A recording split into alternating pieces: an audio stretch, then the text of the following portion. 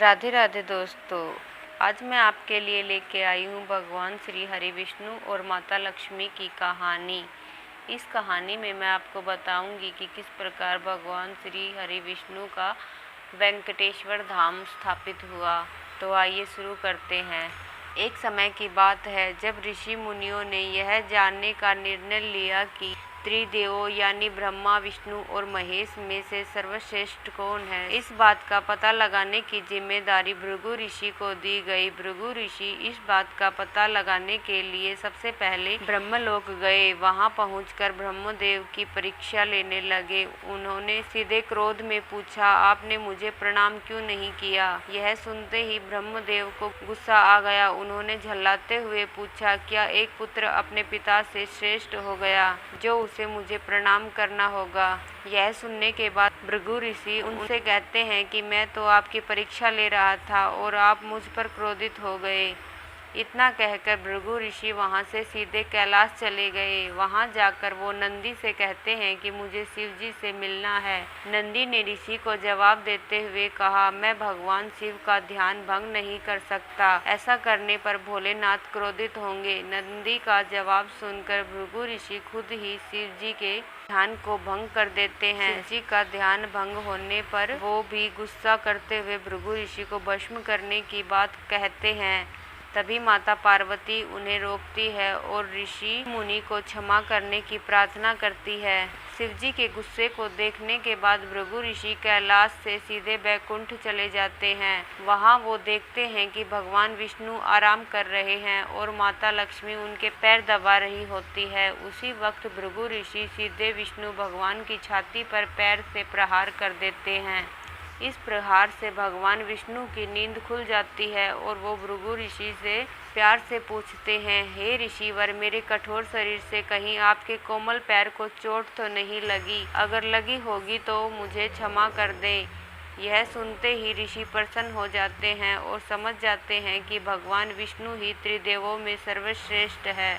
माँ लक्ष्मी भी ये सब होते हुए देखती है। गुस्से में कहती है, नाथ, उन्होंने आपको पैर से मारा है, आप इस तरह प्रेम भाव दिखा रहे हैं। क्रोध में वो भगवान विष्णु को छोड़कर बैकुंठ से सीधे धरती चली जाती है और महाराष्ट्र के कोल्हापुर में रहने लगती है। माता लक्ष्मी के बैकुंठ छोड़कर चले जाने पर भगवान विष्णु को लगता है कि उनका सम्मान और संपत्ति नष्ट हो गई। इसी वजह से उनका मन काफ़ी अशांत रहने लगा। फिर वो माता लक्ष्मी की तलाश में धरती पर चले जाते हैं। धरती पर जाकर भगवान विष्णु श्रीनिवास नामक व्यक्ति बनकर माता लक्ष्मी को ढूंढने लगते हैं।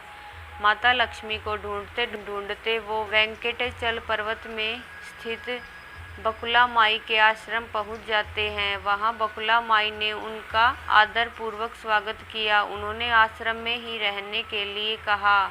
उस आश्रम में भगवान आराम से श्रीनिवास बनकर रहने लगे। कुछ दिन बाद वहां एक हाथी आ जाता है जो सबको परेशान करता है। यह देख श्रीनिवास धनुष बाण लेकर हाथी की ओर दौड़ते हैं। उन्हें आता देखकर हाथी डरकर घने जंगल में भाग जाता है। श्रीनिवास उस हाथी का पीछा करता हुआ थक कर एक सरोवर के पास पेड़ की छाया में आराम करने लगते हैं और कुछ ही देर में उन्हें नींद आ जाती है। नींद में वो कुछ युवतियों का शोर सुनते हैं जिससे उनकी नींद टूटती है। आंखें खोलते ही वो खुद को 5-6 युवतियों से घिरा पाते हैं। युवतियां श्रीनिवास को डांटते हुए बोलती हैं कि यह राजकुमारी पद्मावती का उपवन है और इस क्षेत्र में पुरुषों का आना एकदम मना है। यहाँ तुम कैसे और किस लिए आए हो?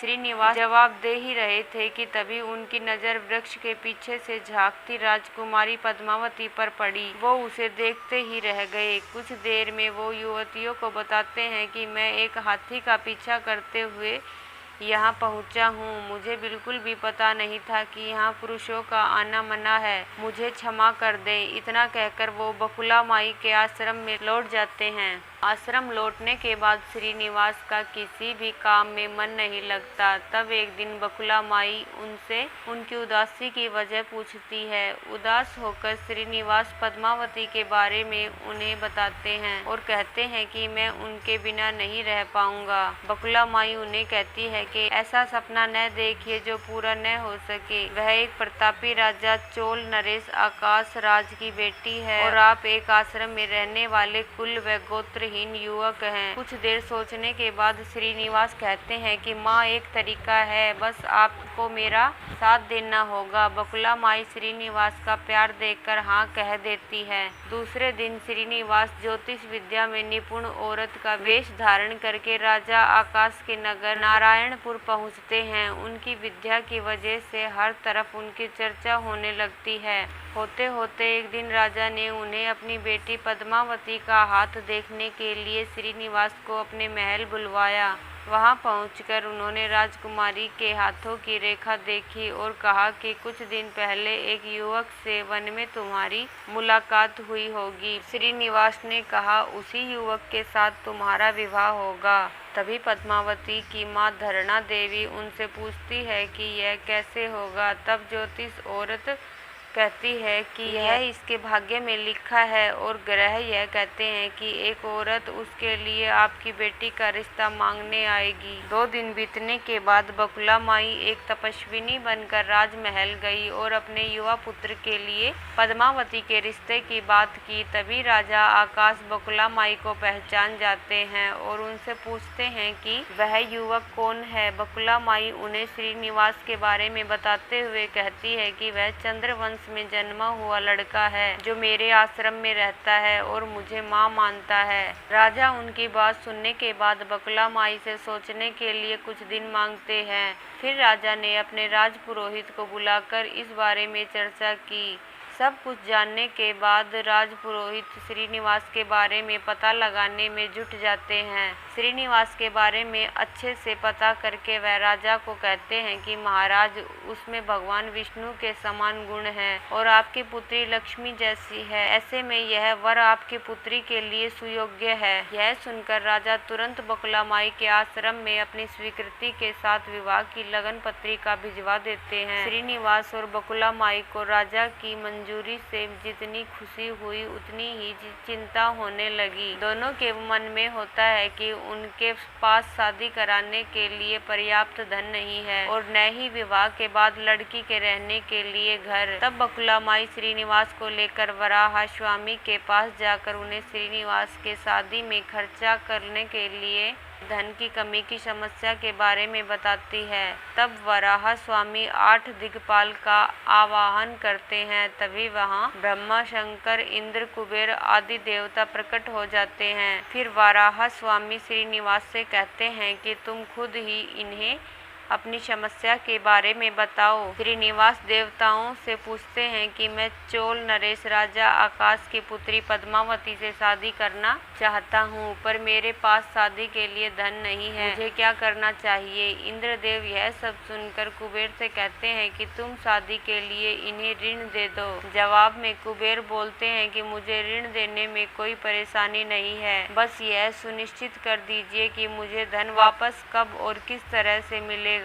तब श्रीनिवास ने कहा, आप चिंता न कीजिए कुबेर देव, मैं कलयुग के अंत तक पूरा ऋण चुका दूंगा। फिर कुबेर ने देवताओं को साक्षी रखकर श्रीनिवास को ऋण दे दिया। उन पैसों से वह पद्मावती से बड़े धूमधाम के साथ शादी करते हैं। तभी उनकी शादी की सूचना लेकर नारद जी कोल्हापुर पहुंच जाते हैं और माँ लक्ष्मी को सारी बातें बता देते हैं। जैसे ही माता लक्ष्मी को पता चलता है कि विष्णु जी ने श्रीनिवास बनकर पद्मावती से शादी करके वेंकटचल पर्वत पर रह रहे हैं तो वह उदास हो जाती है। कुछ ही देर में वो सीधे विष्णु भगवान से मिलने के लिए वेंकटचल पहुंच जाती है। वहां वो देखती है कि पद्मावती बड़े प्यार से श्रीनिवास की सेवा कर रही है। माँ लक्ष्मी से रहा नहीं जाता और वो उन्हें भला बुरा कहने लगती है। आखिर में वो पद्मावती को बताती हैं कि ये श्रीनिवास नहीं बल्कि मेरे पति विष्णु है। तुमने इनसे कैसे विवाह कर लिया।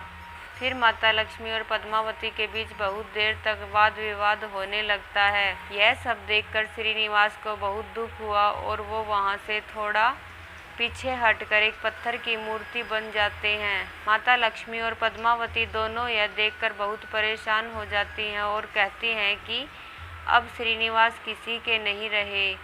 तभी मूर्ति से आवाज आती है, देवियों मैं हमेशा इस स्थान पर रहूंगा और मुझे लोग वेंकटेश्वर स्वामी के नाम से जानेंगे। मैं यहाँ रहकर अपने भक्तों की इच्छा पूरी करता रहूंगा। साथ ही मुझे चढ़ाए जाने वाले धन के माध्यम से मैं कुबेर का कर्ज व ब्याज चुकाता रहूंगा। बस अब तुम दोनों झगड़ा करना बंद कर दो। इतना सुनने के बाद माता लक्ष्मी और पद्मावती उनसे क्षमा मांगती है। फिर माता लक्ष्मी कोल्हापुर जाकर महालक्ष्मी की मूर्ति और पद्मावती तिरुनाचुर में शिला विग्रह बन जाती है। यही कारण है कि तिरुपति विराजमान वेंकटेश्वर स्वामी के दर्शन के लिए भक्तों से चंदन, फूल, धूप और मिठाई नहीं बल्कि धन लिया जाता है। विष्णु भगवान की इस कथा से दो सीख मिलती है कि पहली यह कि विनम्र भाव से ही व्यक्ति श्रेष्ठ कहलाता है। दूसरी यह कि क्रोध में आकर कोई भी फैसला नहीं लेना चाहिए। तो दोस्तों, मैंने आपको बताया कि किस प्रकार वेंकटेश्वर मंदिर स्थापित हुआ।